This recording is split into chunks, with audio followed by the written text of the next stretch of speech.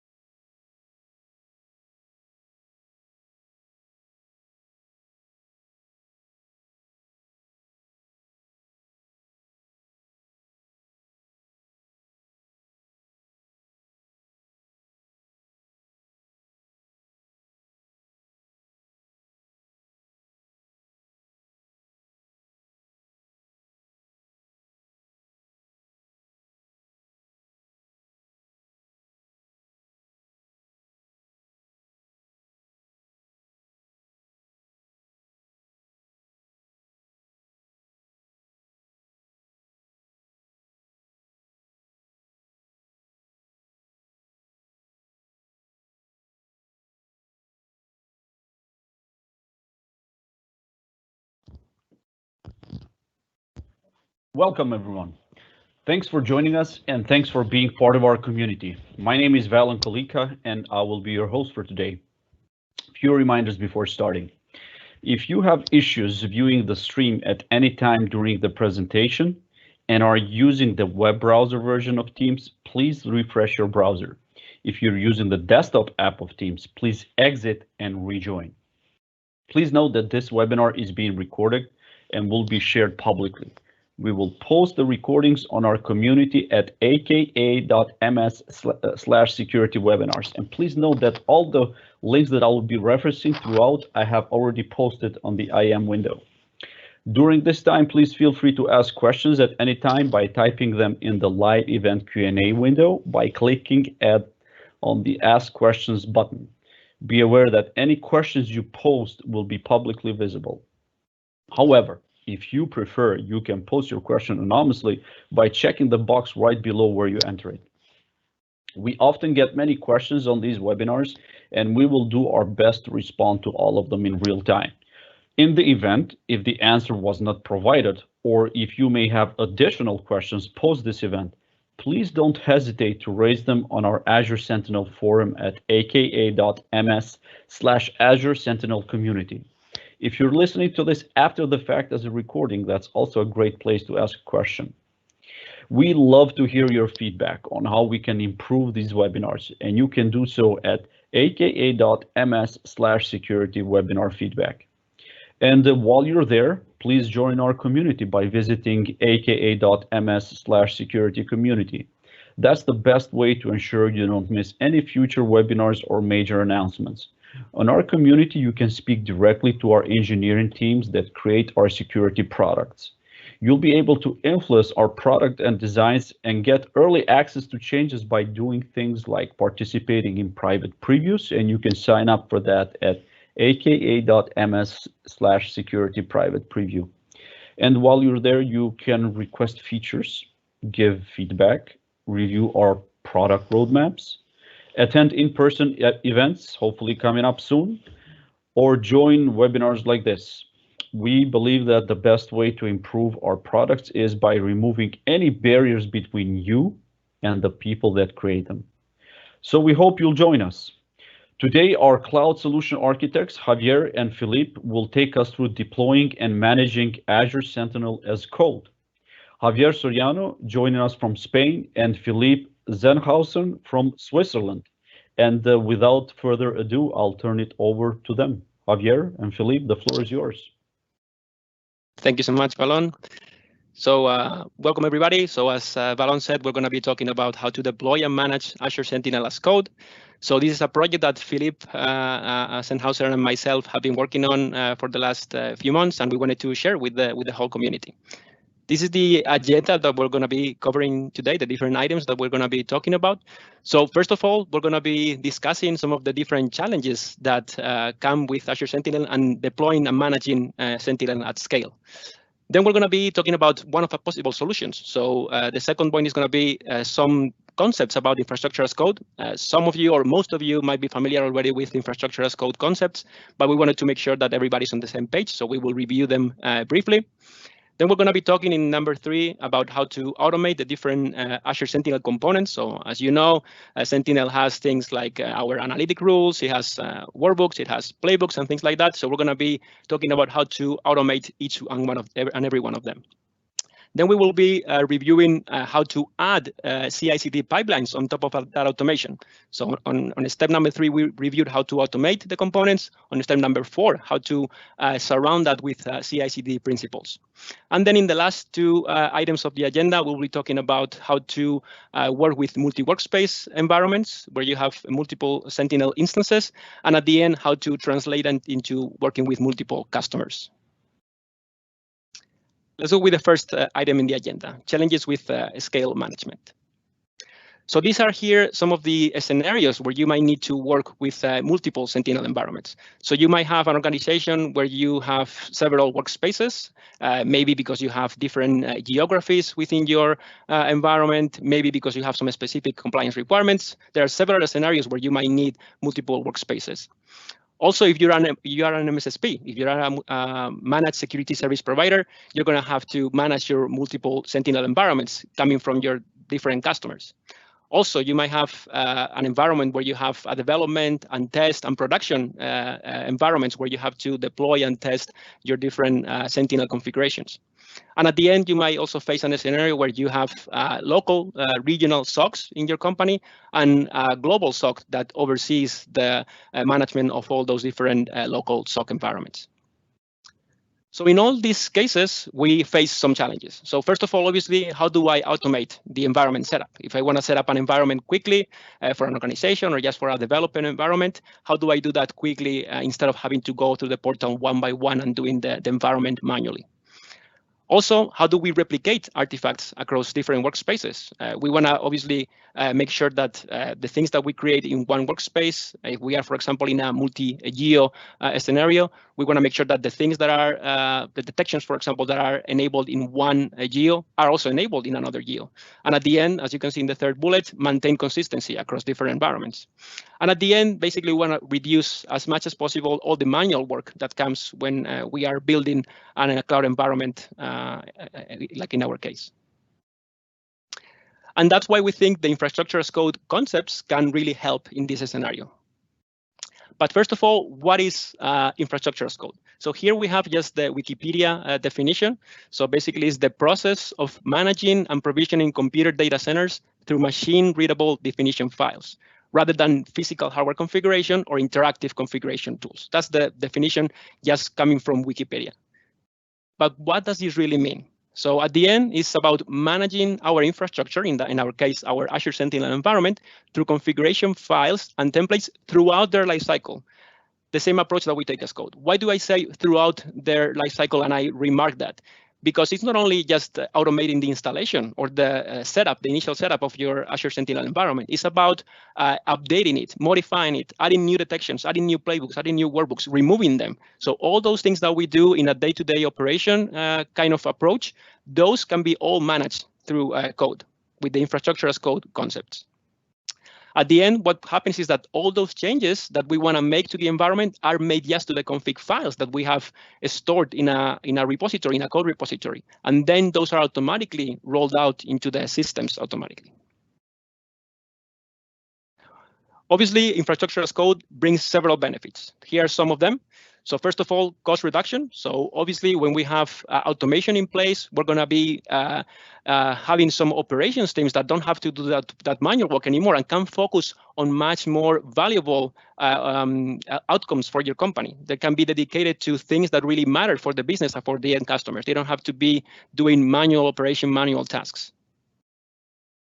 Obviously, faster execution. So if we have an automation pipeline that is going to be deploying and implementing the different changes that we want in the environment, then we don't have to be doing that manually through clicking through the portal. Obviously, a human clicking through the portal is going to be much more slower than an automation pipeline or a script that executes everything in parallel.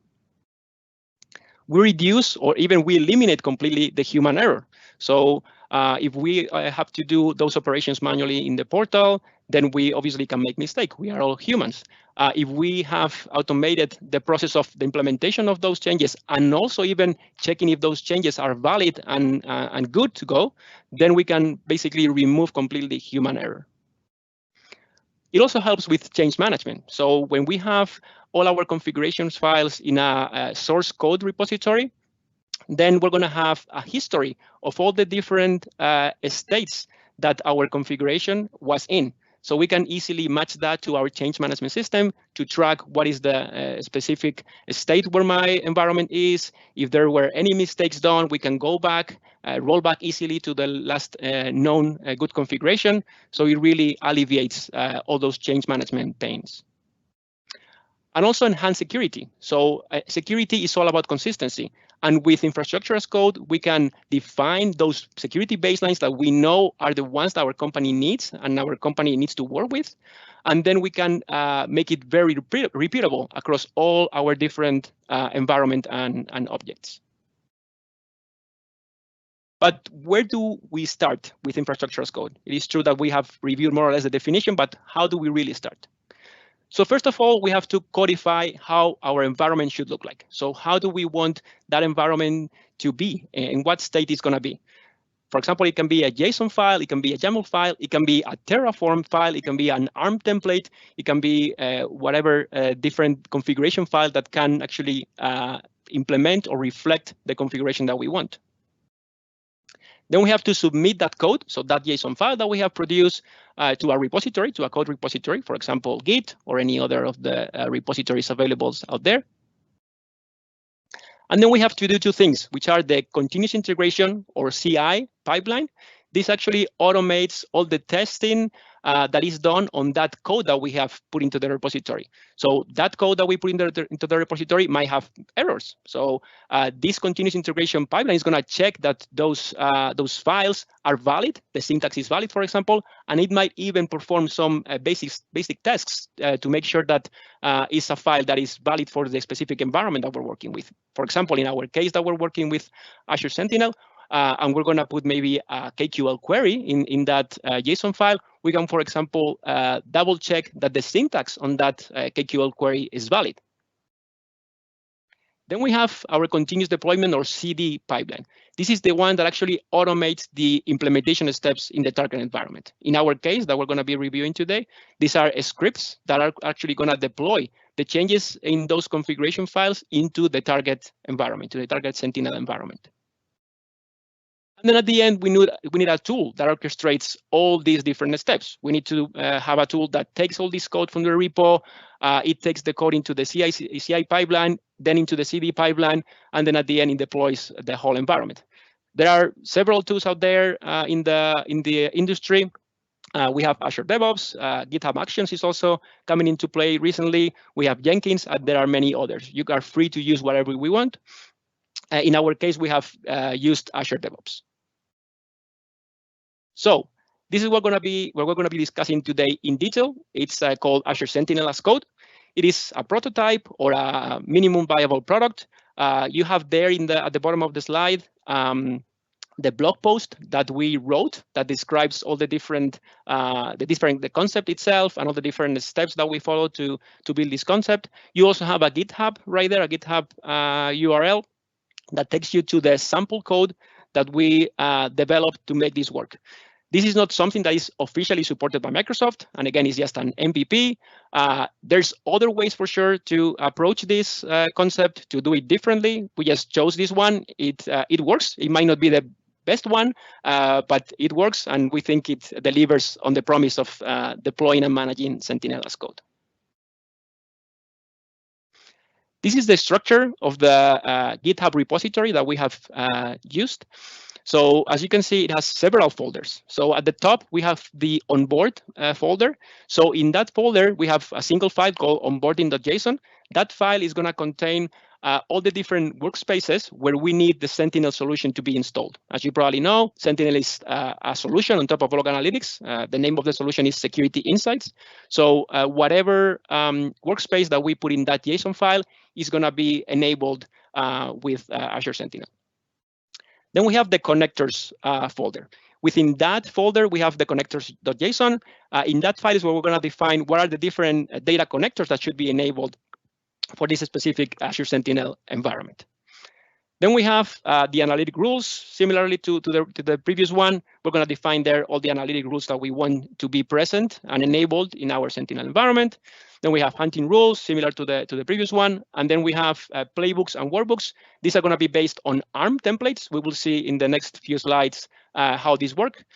And then we have two more folders at the bottom. We have pipelines. So in that pipelines folder or directory, we have placed several YAML files that define the different CI/CD pipelines that we need to make this prototype work. And at the very bottom, we have scripts. So these are the different PowerShell scripts. We wrote everything with PowerShell in this case. Of course, any other language is completely valid as well. We use PowerShell, and you will find there the scripts that automate the different components, analytic rules, workbooks, playbooks, etc., etc. Okay, let's go with the next section, which is how to automate the different Azure Sentinel components. So as you saw in the repo, we have several things to automate, right? We have to automate the onboarding of our Sentinel workspace and make it a Sentinel workspace. We have also connectors. So we have to make sure that all these different data sources are actually ingesting or sending data to our Sentinel workspace.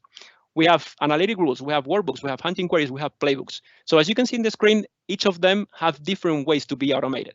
In the case, for example, of onboarding, we can just use an ARM template. So as you know, for example, Log Analytics Workspace is just an ARM object, and the Sentinel solution is also an ARM object. So we can just use a template to do that. We can use Terraform as well. It's another infrastructure as code tool that can be used to do this enablement. And we can use also the AC Sentinel PowerShell module that was developed by Wordle. So this is a community built PowerShell module that works great. So we have actually chosen to use that one, the AC Sentinel, for this specific implementation for the onboarding part. For connectors, this is something that the AC Sentinel module doesn't cover. So we had to use the API. It's the only way right now, as of today, to enable different connectors. We have also the analytic rules, can be done with API, can be done also partly with AC Sentinel. We will see details about where we can use each of them, API or AC Sentinel. Then we have workbooks. Here, the easiest way is obviously with ARM templates, but also can be done with Terraform.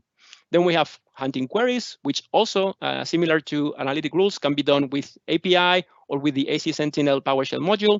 And at the end, we have playbooks, which is very similar to workbooks, where we can utilize either ARM templates or Terraform. Okay, now we're going to be trying to go one by one into all these different components and explain how did we make it work in our concept. So onboarding, as I said, it's a JSON file that defines or specifies all the different workspaces and resource groups where all those workspaces live, where the Azure Sentinel solution should be installed. So the PowerShell script is going to just iterate through the file, through this JSON file, and it's going to make sure that the AC Sentinel solution is installed. It uses the AC Sentinel module the PowerShell module that we talked about by Warto. And it needs also the workspace to be created in advance. Right now, the script expects that workspace to be already there when the pipeline is executed. Okay, when the script is executed. You have right there the syntax. In this case, it's very simple. It's just a PowerShell script that takes the onboarding file, the JSON file that we were talking about, the one that you see on the right, as a parameter. So it will take the parameter, iterate through all these different deployments. As you can see, it's an array of deployments, as you can see in the JSON file on the right, and it will iterate through that and make sure that it's enabled. Okay, now we have connectors. So as of today, not all of the connectors that are available in Sentinel can be automated in the way that we want with a PowerShell module or with an API. So we have tested and implemented the three connectors that you see in the screen: Azure Activity, Azure Security Center, and Azure Active Directory Audit and Signing Logs. Actually, this last one was very recently added into the concept. Thank you, Philippe, for all the work on that. We haven't tested, but should work, other API-based connectors. Like AWS, Barracuda, WAF, Symantec, and others.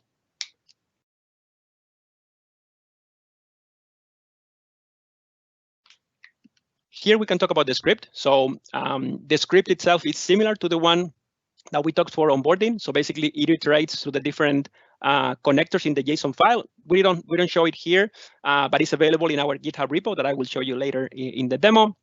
And it will, again, iterate through all that JSON file and enable each of the different connectors as it goes. It uses exclusively the API. As we said right now, the only option to automate the connectors, the data connector onboarding, is via the API. So that's what we use as of today. And at the bottom, you have the syntax. As you can see in this case, we need more parameters. Why? The first reason, or the main reason, is that we need a service principal. We need a service principal to be able to connect to that API, to that Sentinel API. So that's why we need the tenant ID, the client ID, the client secret, subscription ID, resource group, workspace, etc., etc. And of course, the connectors JSON file, that is the one that is going to be iterated.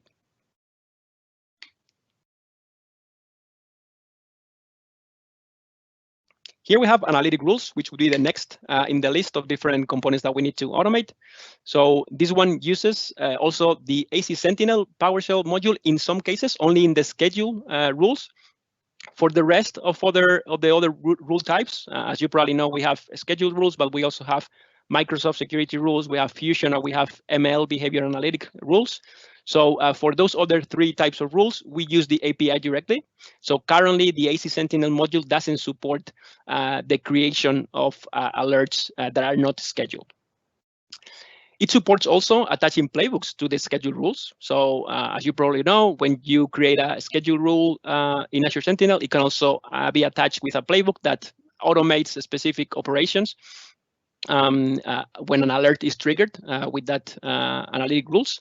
So we can do that with the Azure Sentinel as code concept. And we support adding, deleting, or modifying rules in the JSON file. So you can go into the JSON file. You have maybe an environment that is already deployed with your JSON configuration. You can just go and modify a specific parameter, like the query frequency, for example, and it will automatically be the script will actually automatically detect that change, and it will go into the Azure environment and just modify that specific setting. Okay, the same with deleting. We can remove a whole rule from the file, and it will actually delete it from the configuration. This is the codification that we use in this JSON file for analytic rules. So this one, as you can see, is a little bit more complex. It's broken down into 2 columns, as you can see. So first of all, we have an array, as you can see, an array of analytic rules. And the first property, it's called kind, and it tells you what type of rule we're going to be trying to deploy. In this case, the first one that we have is a schedule, so a rule that is based on a KQL query. Here we put the query itself in the query property. Then we have other things like the query frequency. We have period, trigger operator, etc., the tactics in the MITRE framework. And at the end, as you can see, we can also add the playbook name. So what playbook is going to be triggered whenever an alert of that type it's raised. Then we have on the right the other rule types. We have the Microsoft Security Incident Creation. So in that case, we have to specify the filter, what type of product is going to be enabled. As you can see in this case, is the MCAS, so Microsoft Cloud App Security. Let me point to that real quick. So here is the type of product that we want to enable. And here we have the severities filter. Okay, so what filters are we going to be adding in there? Then we have Fusion. And then we have ML behavior analytics. So as you can see here is an ID. This ID is a global ID that is the same in every single Azure Sentinel deployment. So you can, it's basically hard-coded, but you can use the same ID in every Azure Sentinel environment. Right now is the way it's enabled. Here's an explanation of how the analytic rules script work. It's similar to the other ones. So it will iterate through the JSON file and enables updates each of the different rules that are defined in the file. It still needs some service principal parameters to connect to the API. As we said, not everything, not all the different rule types are supported by AC Sentinel. So you still need a tenant ID, client secret, etc. parameters to be able to talk to the Sentinel API. Hunting queries, very similar to AC to analytic rules, but a little bit easier even because we don't have those different types of rules. So this one, it uses only the AC Sentinel PowerShell module and it iterates through the JSON file as well, enabling updating each of the different rules defined in that file. Okay, you see here an example with the display name, the query itself, the tactics, etc., and the syntax at the bottom. Here we have how to deploy workbooks and playbooks. So these are deployed via our templates. That's the easiest way, in our opinion, to deploy workbooks and playbooks because they are native Azure objects. So what we do is just take the template that defines that playbook or workbook, put it into the folder in your repo, into your workbooks or playbooks folder, and the PS script, the PowerShell script, is going to iterate through all those files in the folder and deploy them. Okay, pretty easy. You can see at the bottom the syntax. So as you can see, the workbooks one needs an additional parameter, which is called the workbooks source ID.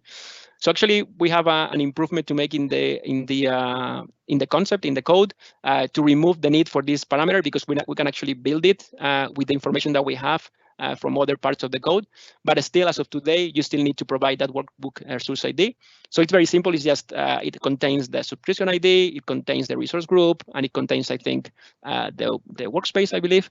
So it's just a concatenation. We have an example in the Sentinel as code repo in GitHub on how to build that workbook source ID.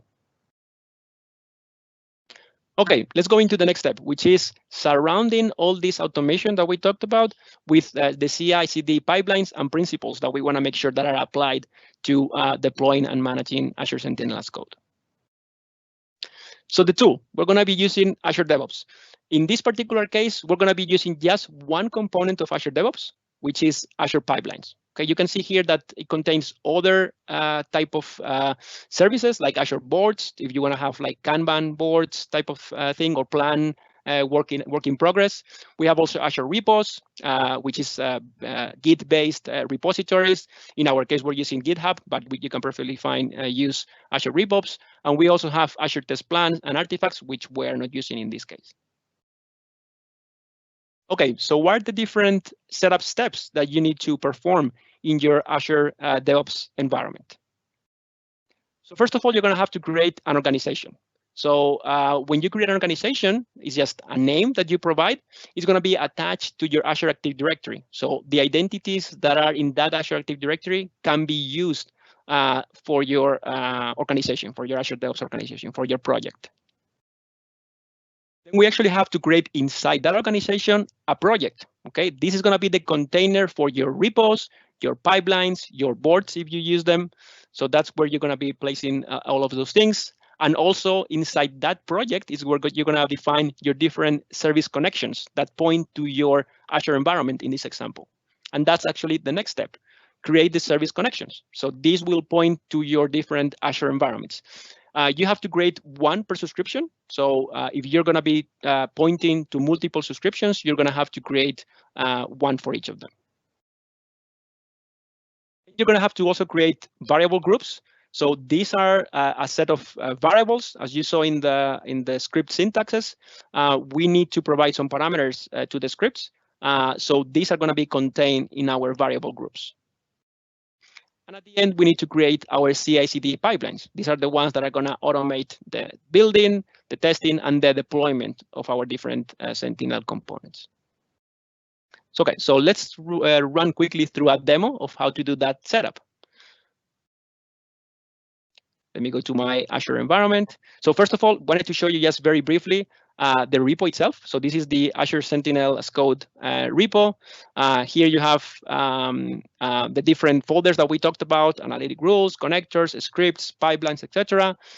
Here you have a pointer or a link to the article that I was telling you about, the blog post that explains a little bit more in detail the whole concept, and a brief explanation of the different folders that we have. Again, if you have, for example, 2 scripts, this will contain actually the syntax for each of the different PowerShell scripts. And obviously, as you go into the different folders, you will find those JSON files that we were talking about that contain, in this case, the rules that we want to deploy in our environment. Hi, Javier. Sorry to interrupt. Can you just zoom in just a little? Oh, sure. Of course. Appreciate it.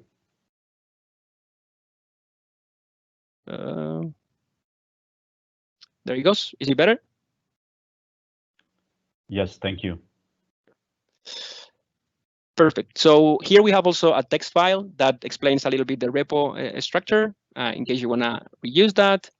And again, you're feel free to browse, to fork it, to reuse it. Again, it's not something officially supported by Microsoft, but we want to make sure that you are enabled to use it if you want to. As I was saying, we were going to explain a little bit how to do that initial setup in Azure DevOps. So as you can see here, I'm in the Azure DevOps portal. And here on the left, I'm going to see all the different organizations that I have access to. So an organization, as I said, is a container that has within it multiple projects. Okay, and within each project, you're going to have repos, you're going to have your pipelines, you're going to have your boards, etc., etc. In my case, as you can see, I have my Story Cloud organization, and within that, I have multiple projects. In our case, obviously, we're going to be working with Sentinel as code. I'm going to just go in there. So this is the summary about this project. We can add actually dashboards. We can add wikis. Here we have actually a little board using Kanban boards that gives you a taste of the different things that are in the pipeline for the product. So what things we want to add, what things need to be fixed in terms of bugs in this case, for example, what things have already been resolved. Here we have repos. Here we have our pipelines. We will be doing a deep dive into the different pipelines later. And specifically, I wanted to show you how to do the creation of the service connection. So this is done in the project settings section here at the bottom. So if we go there, we will see different settings. So this is going to contain settings for the general setup of our project, like permissions, notifications, dashboards, etc. And then a specific configuration for each of the Azure DevOps components, like boards, repos, pipelines, etc., etc. In particular, we want to be looking at, as I said, service connections. Is the one right here. So if we go to service connections, we will see, in this case, I have 3 connections defined, one going into GitHub and 2 of them going into Azure subscriptions. So I'm going to show you how to create a new service connection. Just click that new button, and you will be presented with all the different connection types that we support. In our case, we want to be talking to an Azure Resource Management endpoint. So we would select here Azure Resource Manager, click Next. And here we have several options. So the recommended one here in the screen is using an automatic service principal creation. So what this will actually do is it will create a service principal for you, okay? And it will provide it with the specific access needs that you want, specifying the specific subscription that you want to talk to. In my case, I use the Azure Service Principal, but manual approach. If you have already created in advance your Service Principal, or you have a specific Service Principal that you want to use for multiple customers, for example, you would use here this option. And here you're presented with several different settings that you have to fill out. First of all, what type of environment? Is going to be a sovereign cloud, or it's going to be the general Azure public cloud? I mean, and I'm going to be talking to a subscription or a management group or a machine learning workspace. If you have multiple subscriptions under a management group that you want to manage them all, you can actually use this one, management group. It's going to be easier for you because you just have to create one for all those subscriptions under the management group. If not, you can use the subscription. You will have to enter the subscription ID, the name, principal ID, the key, and the tenant ID. Okay, so that would be the way to create your own service connection. This connection is going to be then used at the end to talk to your Azure environment in your pipelines, basically. Okay. To the presentation. Okay. Okay, so different pipeline options that we have within Azure DevOps. I wanted to make sure that we discuss this so it's clear.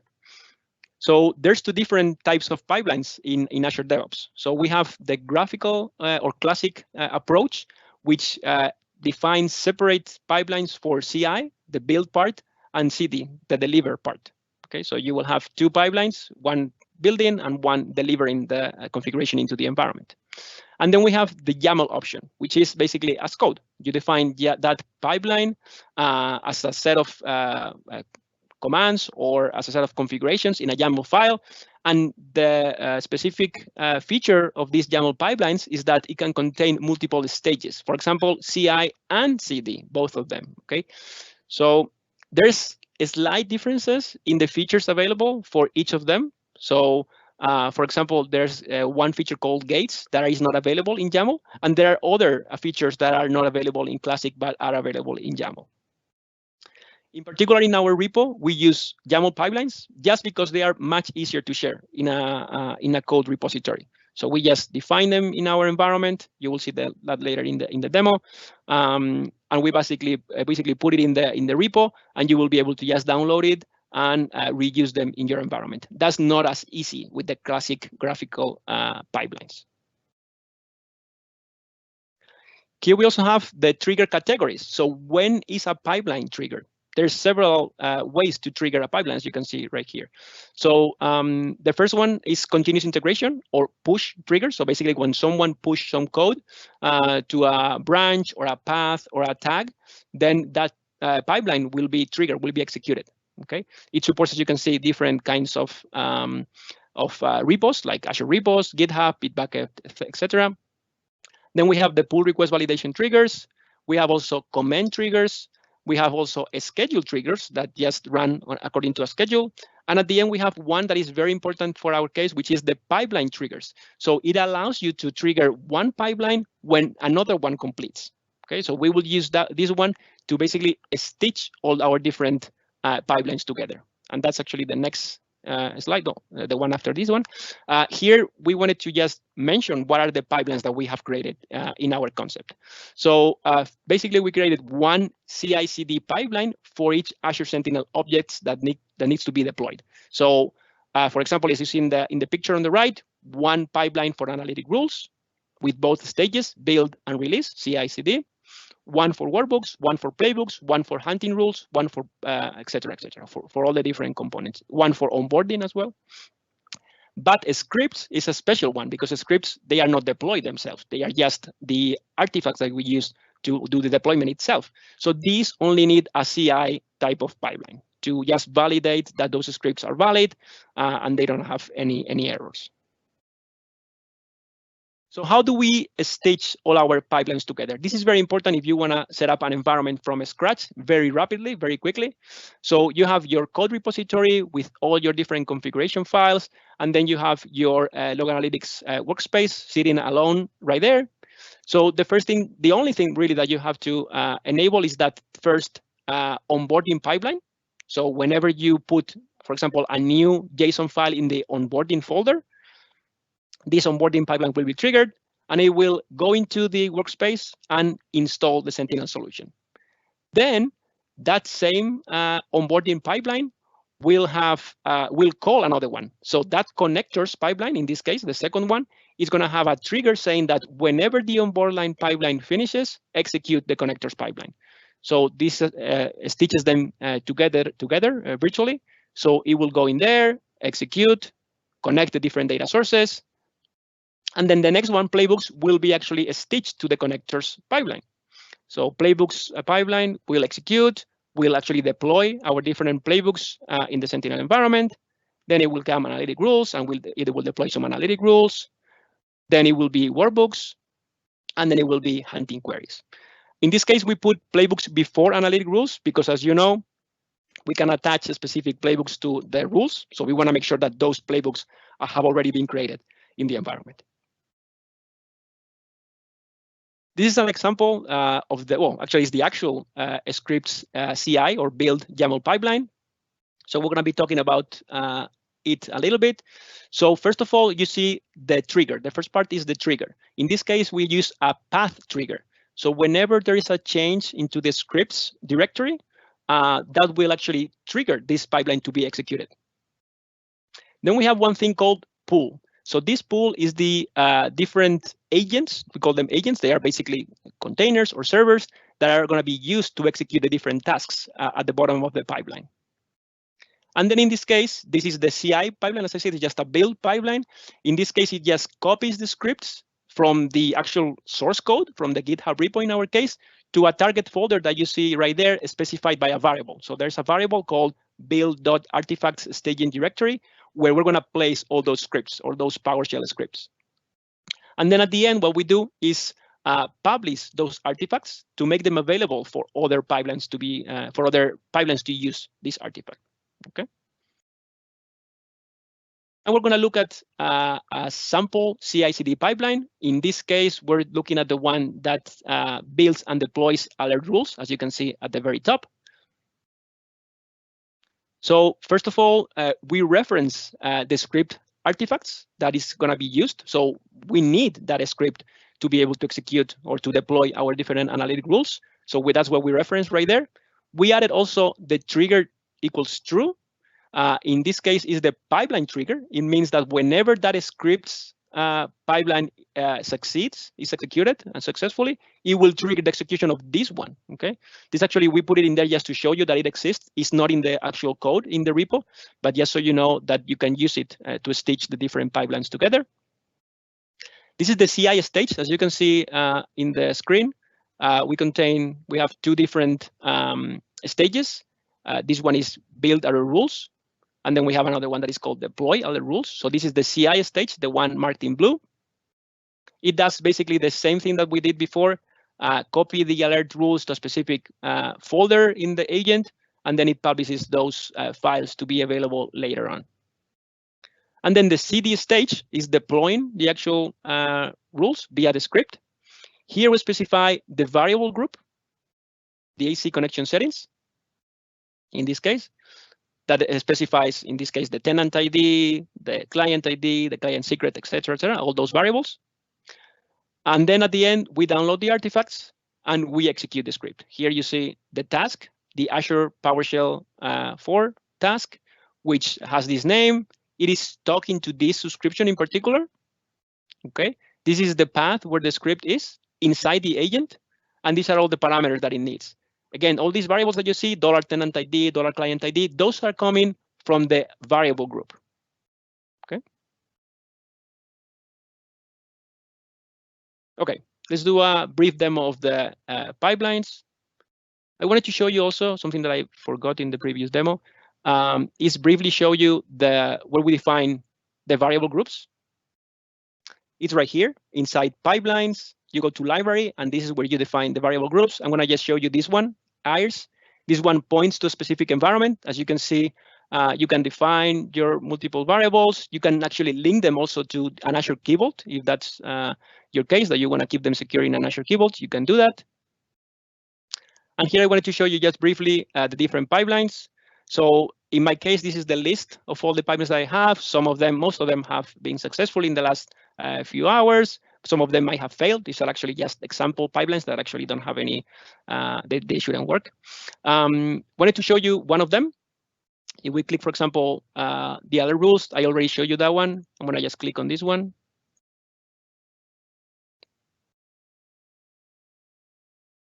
So the connectors in this case, very similar to the previous one. In this case, the trigger is a little bit different. As you can see, the trigger is on connectors. So whenever there's a change in the connectors folder, and the two stages, build connectors and deploy connectors, is basically very similar.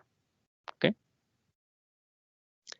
Also wanted to show you the different stages that pipeline has, right? So we saw them in the code, in the YAML file, but here we see the execution, the last few executions of this pipeline.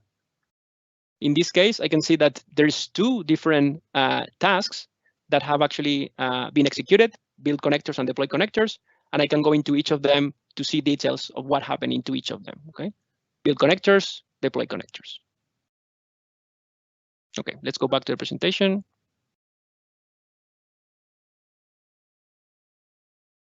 So let's talk about some of the considerations that we need to take into account when we're talking, when we're working with multiple workspaces. So the CD stages, the deployment stages within the same pipeline can actually point to different environments, to different service connections, and can actually use also different variable groups. So that's what we want to do. In this case, we have on the right an environment where we have multiple workspaces. It might be, again, different geos, different compliance requirements, whatever it is. We have a single build stage for analytic rules in this example, and then 3 different stages that will deploy the same rules to all these 3 different workspaces. We're going to have to use also different multiple variable groups. If workspaces are in different subscriptions, you would also need multiple service connections. And you have also examples in the repo. What about if we have multiple customers or tenants? So the first thing that you need to do is use Azure Lighthouse. If you don't know it, this is what you had to do before Azure Lighthouse. You had to go into each customer environment and perform any management tasks, create VMs, delete VMs, whatever it is. You have to log out of that customer, go into the next customer, do the same operation over again, as long as for as many times as you have customers. With Azure Lighthouse, what we have is that all those customer resources are projected into the MSP tenant, into the partner tenant. So you have visibility and scalability to act on all those resources in parallel, as if they were yours, basically. So once you have done this, you have to, first of all, obviously onboard those customers into Lighthouse.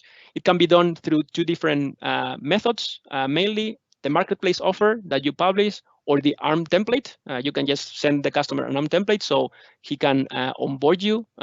He can be onboarded into your Lighthouse management. If you use the marketplace offer, here's, for example, one situation that you can create. You can have a single marketplace offer that outlines or advertises your services. And within that offer, you might have several plans. So those plans are actually a set of permissions that will allow you to access the customer environment with a specific role in a specific scope. Okay, so in this case, we have 2 plans, the responder plan and the full Sentinel managed services plan that will contain different permissions. As you can see, some for the tier 1 support, some for the security analyst. And then at the bottom is the one that actually is the key, which is an automation service principal. So if that service principal is inside your Lighthouse plan, it can be purchased by multiple customers. And that will effectively give you access to those multiple environments with the same service principal. So at the end, that same service principal will effectively have access to multiple customer tenants. So that's the one that I'm going to be using in my Azure DevOps environment to interact with all those customers. Okay. How do you organize your code in a multi-tenant environment like this one? So different customers obviously might have different needs. Not all the rules, workbooks, playbooks might apply to all the customers. There might be customers that need specific needs or that have a specific, belong to specific verticals, and you need to deploy something different. So different customer configurations could live in different files within each folder. So for example, as you see at the bottom, an analytic rules folder, and then inside that folder, you have customer A, customer B, customer C, JSON files, or they can be different folders within a repo, or even different repos if you want to.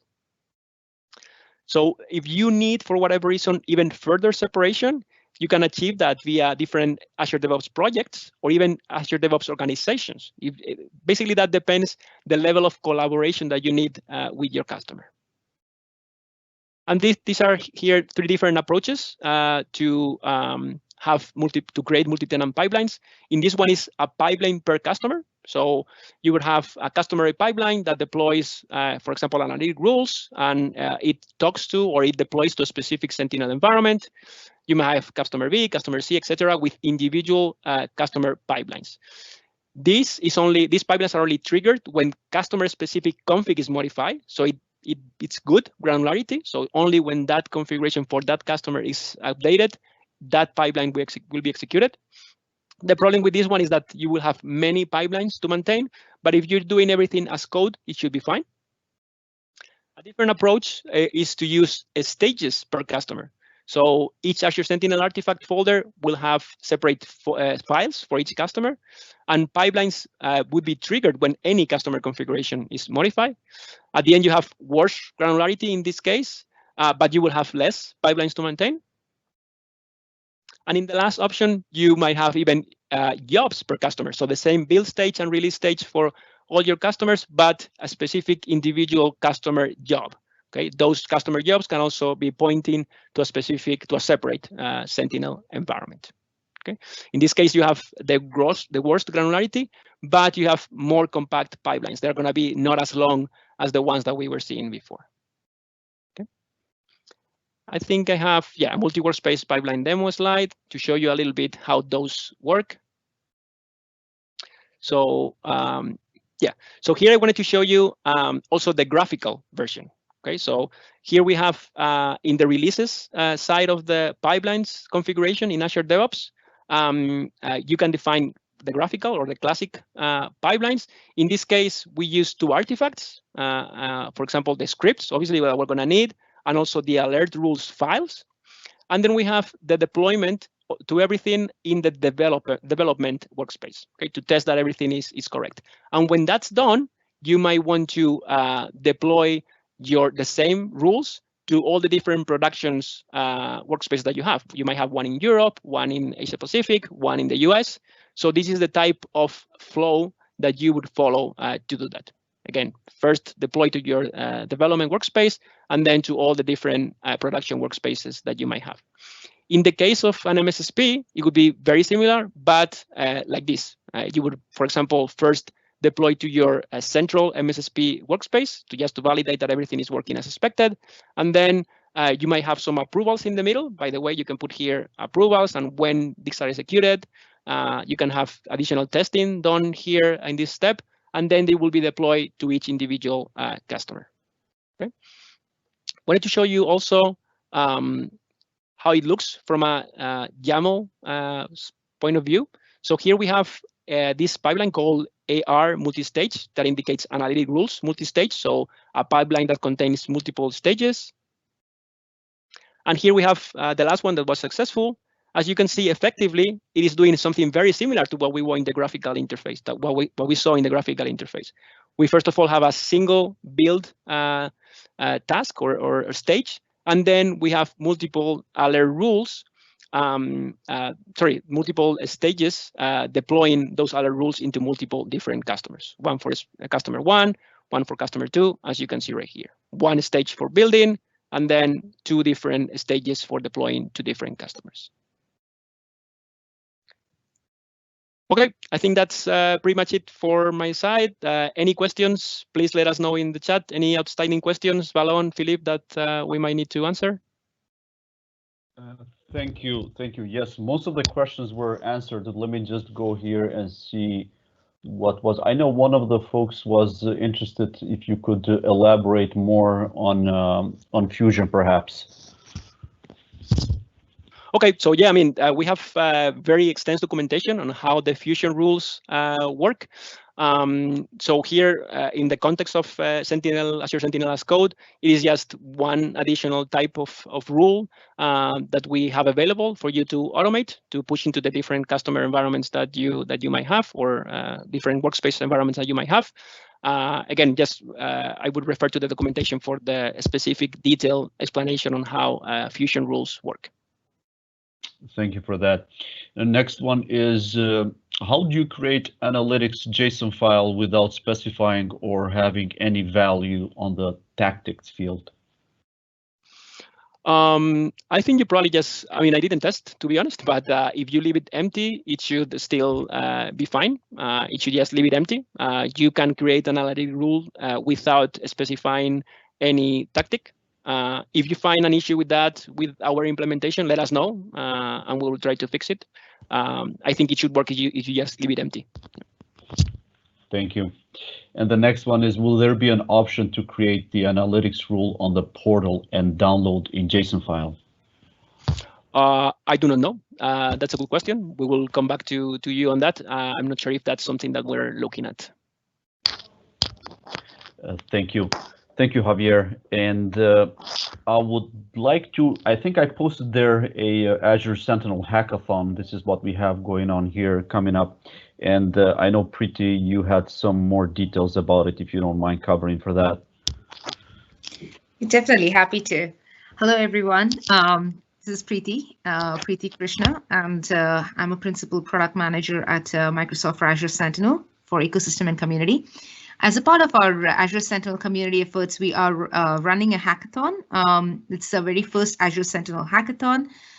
So we do welcome lots of contributions in terms of end-to-end solutions, covering data connectors all the way to like analytic rules and all for a certain scenario that provides lots of enterprise value. There are cool prizes to be won as well as a talk track in the upcoming Microsoft Ignite conference too. So please feel free to look up at the blog post that Valen has shared shared with all, and it also covers links to register for this hackathon as well. The hackathon was launched in May and it's ending in July, so definitely appreciate your participation in the same. And there are links to reach out for help and all in that hackathon site as well.